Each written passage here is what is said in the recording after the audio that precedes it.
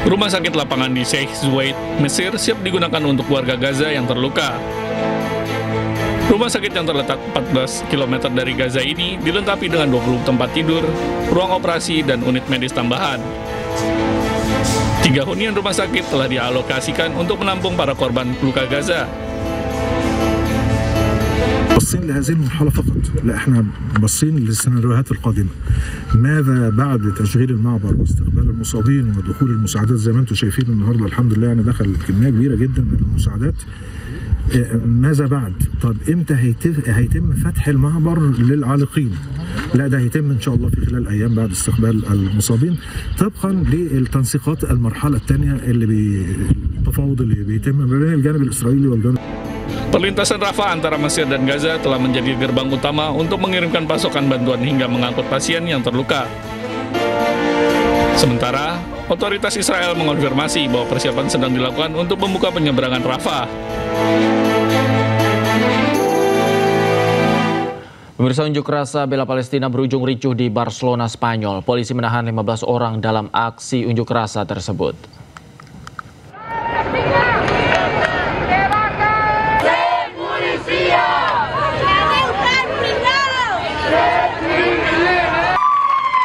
Massa di Barcelona turun ke jalan dalam aksi mogok umum pro-Palestina. Aksi tersebut digelar Serikat Buruh Spanyol sebagai solidaritas untuk warga Palestina di Gaza. Para pengunjuk rasa membawa spanduk hingga bendera Palestina sambil meneriakkan yel-yel menentang Israel.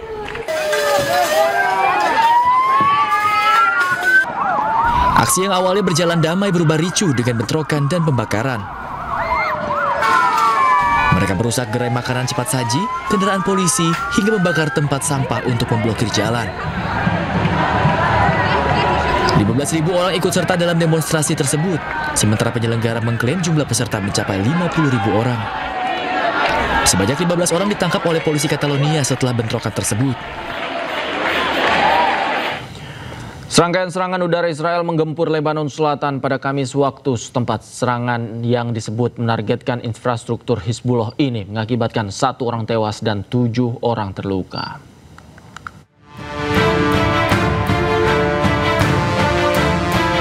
Pasukan militer Israel menggempur target-target kelompok Hizbullah dan sekutunya di wilayah Lebanon Selatan pada Kamis waktu setempat.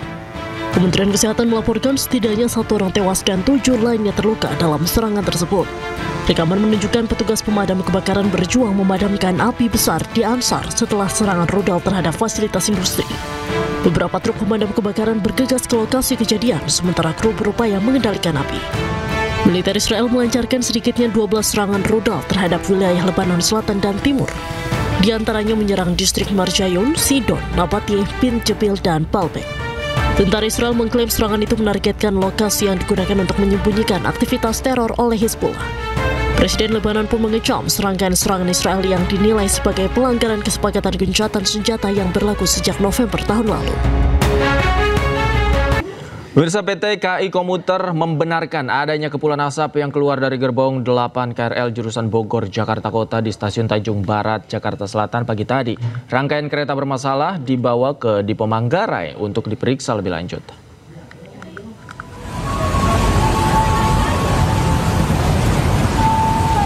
Kepulan asap keluar dari salah satu gerbong kereta komuter lain di Stasiun Tanjung Barat, Jakarta Selatan, Jumat pagi. Seketika, para penumpang yang mengetahui banyaknya kepulan asap langsung panik berhamburan keluar gerbong. Manajer Public Relation KAI Komuter Line membenarkan adanya kepulan asap dari gerbong KRL di Stasiun Tanjung Barat. Dan setelah diperiksa, asap diketahui keluar dari gerbong 8 jurusan Bogor, Jakarta Kota. Sebagai tahap awal kita melakukan pengecekan di stasiun Tanjung Barat tersebut. Nah, di stasiun Tanjung Barat ada pengecekan awal dari petugas terkait. Di situ juga kita sudah memastikan ya. Yang pertama kita pasti utamakan untuk keselamatan dan keamanan penumpang ketika melakukan berkomuter. Nah, ternyata di sana keretanya dalam kondisi baik dan akhirnya dijalankan sampai dengan Pasar Minggu. Dari hasil pengecekan awal, tidak terdeteksi adanya korsleting listrik atau persoalan lain, sehingga kereta tetap melanjutkan perjalanan hingga ke stasiun Jakarta Kota. Namun, untuk memastikan kereta benar-benar aman untuk kembali dioperasikan, rangkaian gerbong KRL bermasalah itu akhirnya dibawa ke Dipo Manggarai. Dari Jakarta Pusat, Rani Sanjaya, iNews melaporkan. Ketua Dewan Ekonomi Nasional Luhut Panjaitan menyebut akan ada keputusan Presiden soal pembayaran utang kereta cepat Jakarta-Bandung. Kepres tersebut akan terbit dalam waktu dekat.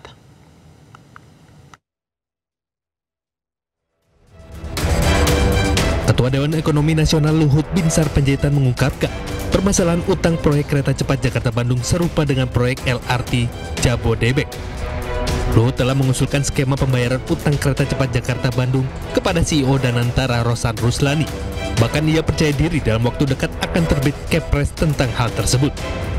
Menunggu Kepres saja, ada Kepres dari Presiden mengenai timnya, dan saya sudah koordinasi dengan Pak Rosan, karena dulu saya yang nanganin, jadi supaya berlanjut, saya sudah beritahu Pak Rosan, dan Pak Rosan juga sudah sepakat untuk segera kita tangani bersama-sama. Nanti pakai dividen. Nanti kita lihatlah, sama dengan LRT mungkin ada gap-nya itu berapa triliun, nanti dari situ kita cicil sehingga dengan itu nanti bisa jalan. Tapi ingat ya, tidak ada public transportasi itu di dunia ini yang menguntungkan. Selalu banyak subsidi pemerintah, tapi tentu harus subsidi yang betul-betul terukur. Di sisi lain, mantan Menko Polhukam Mahfud MD menilai ada dugaan markup dalam proyek kereta cepat Jakarta-Bandung. Padahal saat itu banyak pihak yang menolak pembangunan proyek kereta cepat. Hal itu bisa menjadi celah untuk mengungkap dugaan pelanggaran hukum terjadi pada proyek ambisius era Jokowi tersebut. Nah sekarang kita nggak mampu bayar. Ketika mau dipindah ke Cina ini, Pak Yonan, Ignatius Jonan, Menteri Perhubungan waktu itu, menyatakan tidak setuju. Pak ini tidak visible. Kata Pak Yonan. Kata Pak Yonan. Pak Yonannya dipecat. Diganti kan? Sudah itu dia manggil ahli. Namanya Agus Pambagio. Presiden manggil nih. Pak Jokowi? Iya Pak Jokowi. Sesudah mecat Jonan, dia ditanya, Pak Agus gimana ini? Pak ini tidak visible. Rugi negara. Ini menurut Agus? Menurut Agus Pambagio. Yang Bapak tonton yang saya tonton itu. Rugi negara. Ini atas ide siapa? Kata Agus. Kok bisa dari Jepang pindah ke situ dan biayanya besar? Atas ide saya, kata Jokowi. Kata Presiden, atas ide saya sendiri, gitu.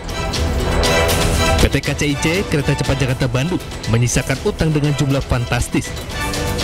Jumlah hutang yang ditinggalkan bernilai fantastis yaitu 116 triliun rupiah. Dari Jakarta, Tim Liputan iNews melaporkan. Ketua KPK Setio Budianto menanggapi pernyataan mantan Menteri Koordinator Bidang Politik Hukum dan Keamanan Mahfud MD terkait dugaan markup di proyek kereta cepat Jakarta-Bandung. Ketua KPK berharap apa yang diinformasikan Mahfud MD memiliki data pendukung yang lengkap. Informasi ya, intinya dari internal gitu. Tapi kalau Pak Mahfud menyampaikan seperti itu ya, mudah-mudahan ada informasi, ada data, ada dokumen yang bisa mendukung penjelasan dari beliau. Tapi saya yakin beliau mungkin punya gitu, tinggal nanti apakah memasyarakatkan atau apa ya. KPK punya ini nggak Pak untuk jemput bola gitu Pak, karena informasinya kan 3 kali lipat gitu Pak. Apanya itu? Maksudnya mau jemput bola ke ya, untuk minta ditelaah dulu di level kedeputian apa yang harus dilakukan dengan informasi tersebut. Sementara itu pemirsa, Presiden ke-7 Joko Widodo melengos saat dimintai tanggapan terkait beban utang proyek kereta cepat Wush yang mencapai triliunan rupiah. Jokowi enggan berkomentar dan memilih membalikan badan.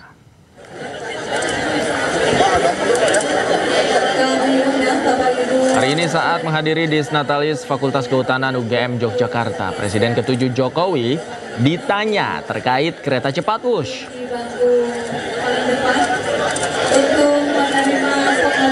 Alih-alih menjawab pertanyaan wartawan, Jokowi hanya tersenyum dan memilih balik badan. Ia enggan berkomentar dan kembali berbaur serta menyalami sejumlah alumni Fakultas Kehutanan UGM. Masih APBN gimana Pak? Tanggapannya Wush yang sekarang tidak pakai APBN gimana Pak? Wush Pak, kereta cepat Pak, gimana Pak? Tanggapannya Pak? Sekarang kan udah nggak pakai APBN Pak, gimana Pak? Harapan ke Fakultas Kehutanan Pak? Iya Mas.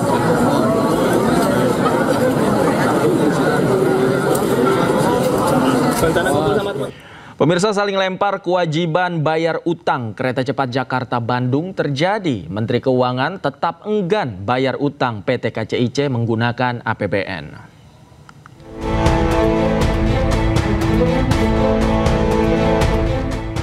Pasca beroperasi, proyek kereta cepat Jakarta-Bandung menyisakan utang dengan nilai fantastis mencapai 116 triliun rupiah. Utang ratusan triliun itu tak hanya menjadi beban bagi konsorsium BUMN yang terlibat, namun juga membuat pemerintah pusing 7 keliling. Menteri Keuangan Purbaya Yudisadewa enggan membayar utang proyek kereta cepat menggunakan uang APBN. Menteri Koboi ini dengan tegas menilai kewajiban bayar utang harus diselesaikan oleh BPI dan Antara.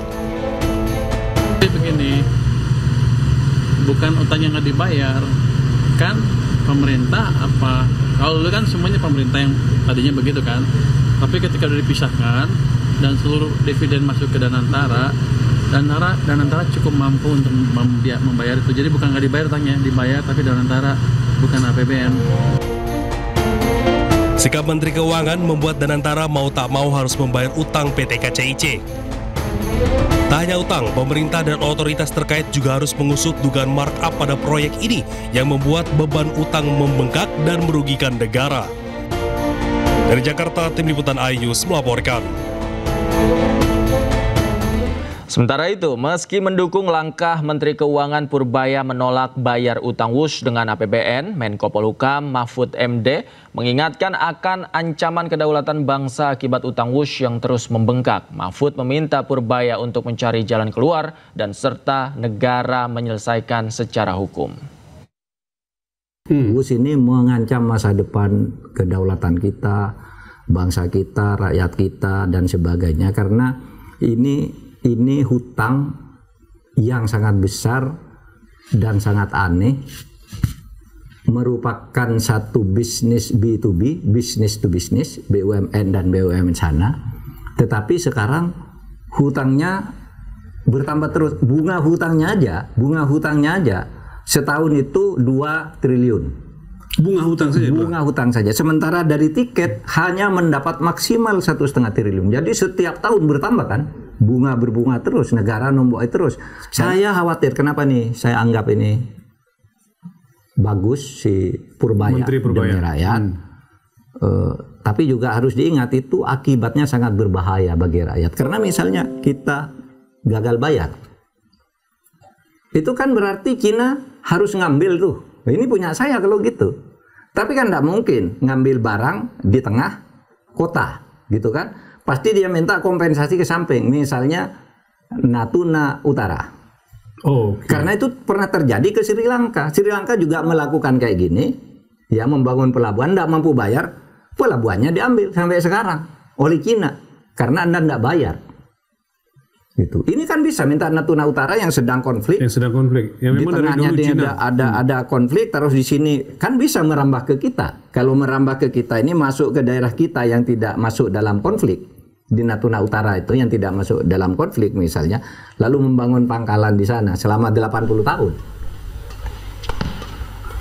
Ini mau diapakan? Nah, itu masalahnya. Jadi betul Pak Purbaya, Anda didukung oleh rakyat, jangan bayar WUS dengan APBN. Jangan bayar WUS dengan APBN. Kemudian carikan jalan keluar agar tidak disita karena pilot atau karena apa.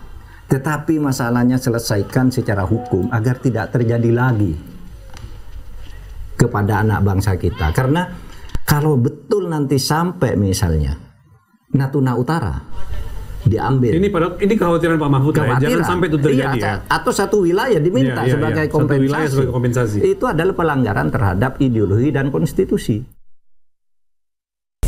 Kasus penamparan siswa yang ketahuan merokok pada akhirnya berakhir damai setelah pihak kepala sekolah dan siswa yang dihukum bermaafan. Namun muncul isu sejumlah pengusaha ramai-ramai akan memblacklist para siswa lulusan SMA Negeri 1 Cimarga karena dianggap membela teman mereka yang melanggar aturan.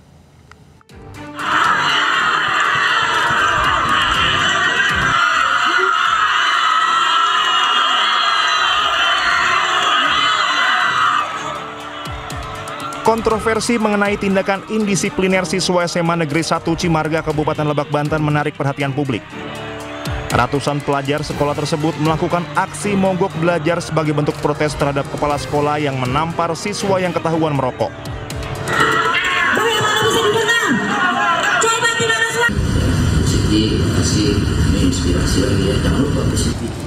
Kasus penamparan siswa ini pada akhirnya berakhir damai setelah pihak kepala sekolah dan siswa yang dihukum bermaafan.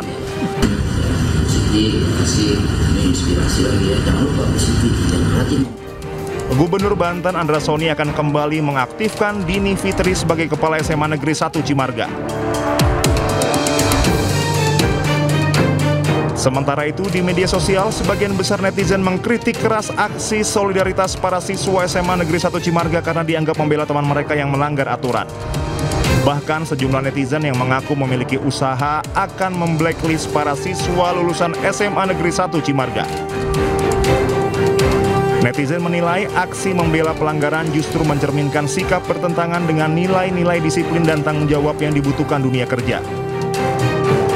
Komentar netizen secara umum menyoroti pentingnya pendidikan karakter sejak dini di lingkungan sekolah.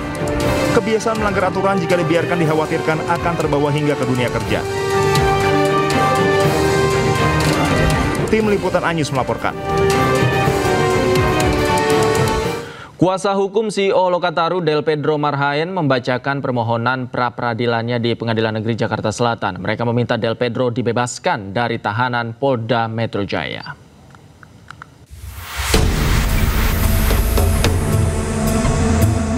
Dalam sidang pra-peradilan, tim pengacara Del Pedro membacakan alasan diajukannya pra-peradilan tersebut.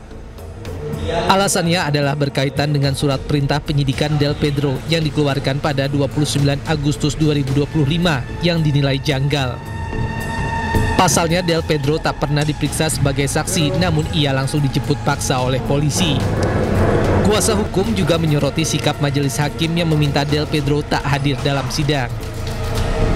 Sikap majelis hakim tanpa ada pikir-pikir, tanpa ada musyawarah dengan secara institusi juga gitu ya, langsung memutuskan Del Pedro tidak perlu hadir di dalam persidangan. Padahal menurut kami itu sangat penting bagi Del Pedro untuk mempertahankan hak-haknya ya, memperjuangkan hak-haknya seluas-luasnya. Karena dari awal Del Pedro bersikap kooperatif kepada pihak kepolisian dan seharusnya ketika dirinya ditetapkan sebagai tersangka, ketika dirinya ditahan, seharusnya hal yang sama juga diberikan. Gugatan pra-peradilan ini diajukan untuk menggugurkan status tersangka pada diri Del Pedro dan segera dibebaskan. Meski Del Pedro tak dihadirkan, namun ibu dan kakak Del Pedro hadir dalam sidang. Begitupun tim hukum Polda Metro Jaya sebagai termohon juga hadir di sidang pra-peradilan Del Pedro Marhaen. Dari Jakarta, tim Liputan iNews melaporkan. Pemirsa, Presiden ke-7 Republik Indonesia Joko Widodo kembali mengunjungi Universitas Gadjah Mada untuk menghadiri acara rapat senat terbuka Disnatalis Fakultas Kehutanan. Dalam sambutannya, Rektor UGM menyebut Jokowi sebagai alumni kebanggaan.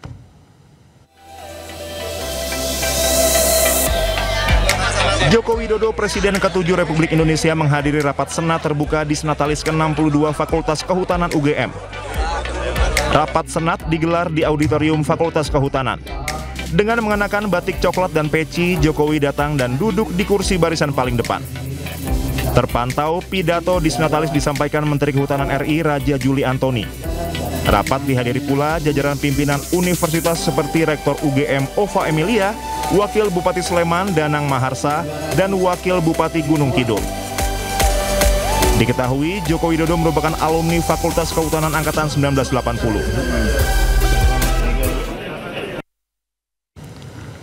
Menteri Kehutanan Raja Juli Antoni melontarkan candaan soal keaslian ijazah di hadapan Presiden ke-7 Joko Widodo. Candaan itu muncul pada momen rapat senat terbuka Disnatalis ke-62 Fakultas Kehutanan Universitas Gadjah Mada.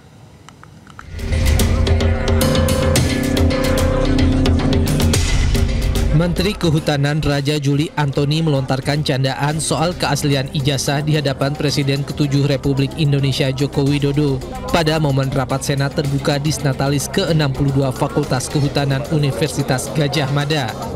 Ada momen menarik saat Menteri Kehutanan Raja Juli Antoni memberikan sambutan di podium. Ia menyenggol isu ijazah.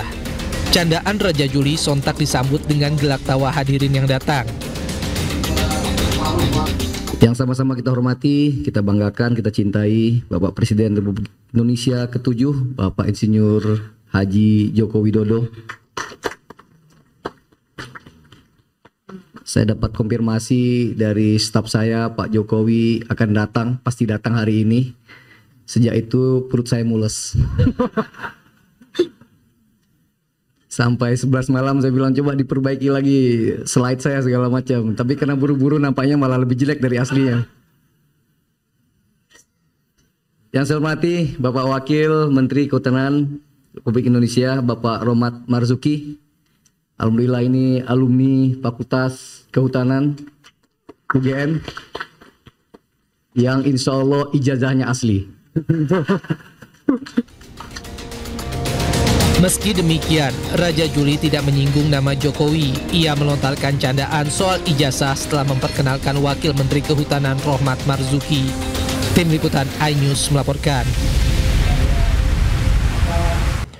Kita ke informasi lain, pemirsa. Presiden Prabowo Subianto berulang tahun ke-74. Sejumlah tokoh mengucapkan selamat ulang tahun, diantaranya Presiden ke-7 Joko Widodo dan Menteri Keuangan Purbaya Yudi Sadewa.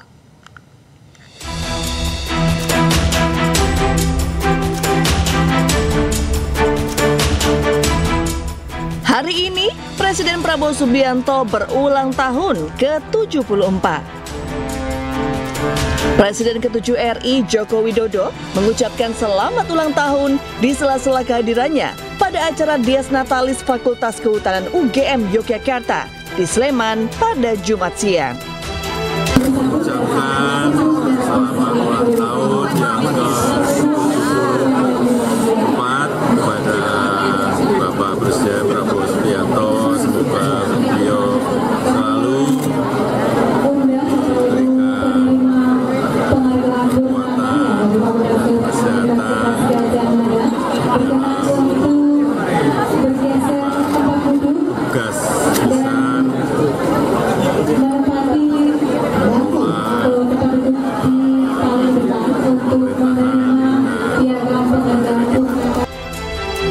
Fotografer langganan istana, Darwis Triadi, juga mengucapkan selamat pada Presiden ke-8 tersebut.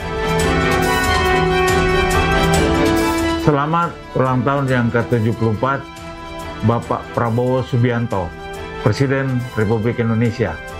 Semoga Tuhan senantiasa memberikan berkah dan kesehatan dalam memimpin bangsa. Ucapan selamat juga diunggah sejumlah pejabat negara, di antaranya Wakil Presiden Gibran Rakabuming Raka, Menteri Keuangan Purbaya Yudi Sadewa, Utusan Khusus Presiden Bidang Pembinaan Generasi Muda dan Pekerja Seni Raffi Ahmad, dan Gubernur Jakarta 2017-2022 sekaligus rival Presiden Prabowo saat pemilihan presiden lalu, Anies Baswedan.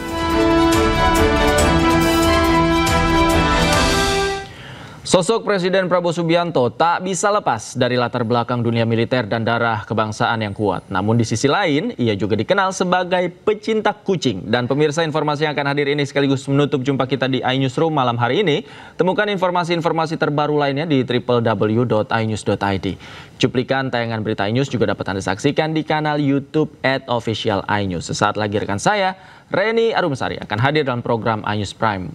Akhir kata mewakili kerabat kerja yang bertugas, saya David Pratama pamit undur diri. Terima kasih. Selamat malam, selamat berakhir pekan. Sampai jumpa.